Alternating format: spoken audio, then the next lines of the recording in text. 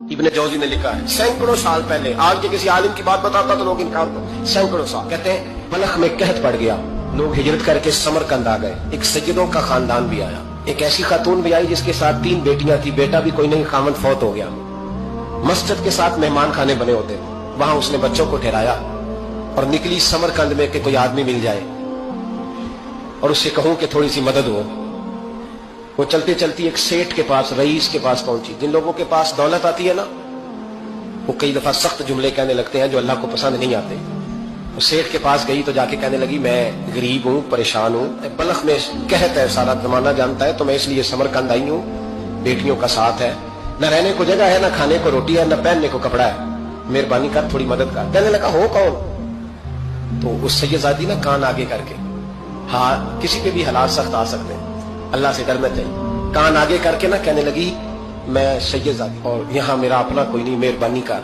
तो वो सेठ साहब, चौधरी साहब कहने लगे मुझे कैसे पता चलेगा तू सैयद है? तो सैयदादी ने अपना पल्लू खोला और अपने आंसू दोनों आंखों से साफ किए तो कहने लगी अल्लाह तेरा भला करे, मैं साबित नहीं कर सकती कि मैं हुजूर का खानदान, मेरे पास कोई दलील नहीं, मैं नहीं बता सकती। चल ठीक है, चली गई।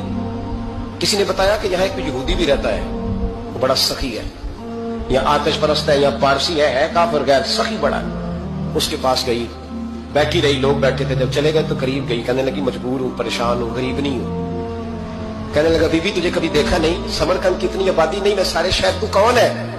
तो कहने लगी तारफ ना ही पूछे तो अच्छा है। उसने कहा चलो अगर पता चल जाए तो। कहने लगी मैं मुसलमानों के नबी की औलाद हूँ, मुसलमानों को। उसने कहा पैगंबर खुदा की औलाद। उठ के खड़ा हो गया, बीबी को साथ लिया, घर गया। कहने लगा जो साफ सुथरा कमरा है ना उसे फिर धो डालो, एक दफा फिर धो डालो। कमरा धुलाया, साफ कराया। फिर कहने लगा बीबी मेरे बर्तन ज्यादा साफ सुथरे नहीं, मैं नए ना खरीद के ला दूं। फिर नए बर्तन लाया। फिर अपने बच्चों से कहने लगा ऊंचा ना भूलना, ये सैयदा फातिमा की शराबियां आई, यहाँ कोई शख्स ऊंची बात ना करे। फिर कहने लगा बीबी जो मेरा बिल्कुल तैयब और हलाल रिज़्क है ना, ये उसमें से लंगर है, लेकिन चूंकि मैं गैर मुस्लिम हूं, मुझे सलीके नहीं आते, जैसा तैसा भी हो ना इसे कबूल कर लेना। खातून को कहने लगा ये घर है, जब तक जी चाहे यहां रहना और देखना, हो सके तो रात अपने नबी से सिफारिश करना, मेरा भी कोई मसला, मेरी भी कोई कबूलियत कहीं हो जाए। वो मुसलमान कहलाने वाला रात को सोया, कहते जन्नत सजी हुई है, लोग जन्नत में जा रहे हैं, लाइनें लगी हुई हैं, नबी पाक लोगों को जन्नत में भेज रहे हैं। मैं भी दौड़ के लाइन में लग गया, फरिश्ते ने मेरा बाजू पकड़ा, का पीछे हट। तो मैं दौड़ के हुजूर की बारगाह में गया, मैं हुजूर सारे जन्नत में जा रहे हैं कि मुझे नहीं जाने देता। नबी पाक ने फरमाया तू कौन है? या रसूलल्लाह मैं मुसलमान हूं। कहते हुजूर मुझसे फरमाने लगे कोई दलील है तेरे पास? दलील है कोई तेरे पास? मैं चुप कर गया। फरमाया मेरी बेटी तेरे दरवाजे पर आ ही गई थी तो तू दलीलें पूछने लग गया था। हम जा दौड़ जा। सवेरे आंख खुली तो गलियों में ढूंढता फिरता है, तलाश करता फिरता है, कोने कोने में जाता है वो सादात का घराना कहाँ है। ढूंढते ढूंढते उस गैर मुस्लिम के दरवाजे पे जाके पहचान लिया तो कहने लगा खुदा का वास्ता, जो तूने नौकरी की है ना इनकी मुझसे 11 गुना ले ले, ये सादात का घर मुझे दे दे।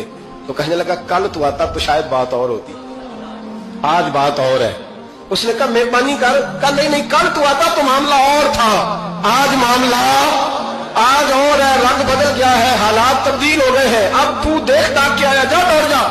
कहने लगा नहीं मेहरबानी कर, दे दे। तू गैर मुस्लिम में तेरा क्या ताल्लुक? कहने लगा चुप कर, गैर मुस्लिम में कल तक था, कल से सज्जदों से प्यार किया है तो मेरे हालात संवर गए हैं। वो जो नजारे तूने रात ख्वाब में देखे हैं मैंने जागती आंखों से देखे हैं।